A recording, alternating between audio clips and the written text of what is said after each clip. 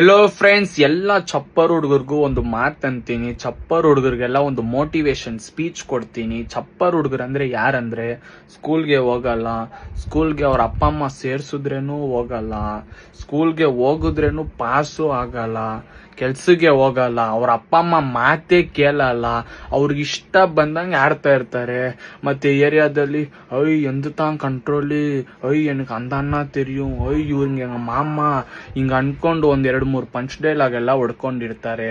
ಇದೆಲ್ಲ விட்டுட்டு ஒரு போலீஸ் ஆகு, டாக்டர் ஆகு, கலெக்டர் ஆகு, டீச்சர் ஆகு, இதுவும் இல்லையா இந்தியன் ஆர்மில சேர்ந்து இந்தியாவை ப்ரொடெக்ட் பண்ணு, இந்தியாவுக்காக ஒலிம்பிக்ஸ்ல போய் மெடல் அடி.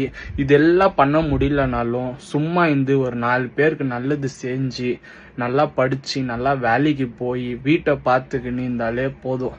ಎಲ್ಲರೂ ಚೆನ್ನಾಗಿದ್ರೇನೆ ದೇಶ ಚೆನ್ನಾಗಿರುತ್ತೆ. ಎಲ್ಲಾರು ಬದಲಾವಣೆ ಆಗಿದ್ರೇನೆ ದೇಶ ಬದಲಾವಣೆ ಆಗುತ್ತೆ. ಸೊ ನಿಮ್ ಫ್ರೆಂಡ್ಸ್ ಅಲ್ಲಿ ಯಾರಾದ್ರೂ ಚಪ್ಪರ್ ಹುಡುಗರು ಯಾರಾದ್ರೂ ಇದ್ರೆ ಅವ್ರಿಗೆ ರೀಲ್ ನ ಶೇರ್ ಮಾಡಿ.